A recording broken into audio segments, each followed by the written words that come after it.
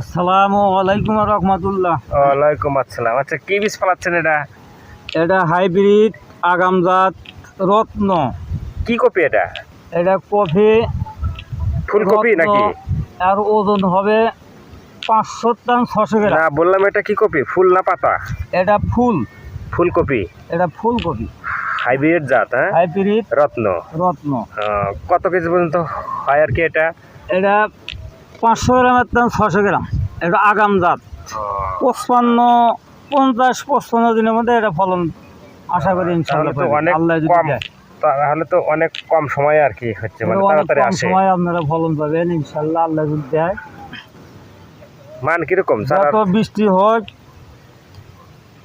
হোক, বাদল হোক, তুফান হোক, এই চারা ইনশাল্লাহ দান খুব শক্ত। আর বৃষ্টি তুফানের সাথে লড়াই করে, টেকসই হয়, গাছ অনেক কাবু টেকসই করতে হয়। পারে না। এর নাম হলো আগাম জাত। এটা এই যে বীজ দেখি, এটা হলো রত্ন। এই যে আপনারা বীজ দেখেন, এই যে ফালাইতেছি, রত্ন। এই যে বীজ দানা 100 100।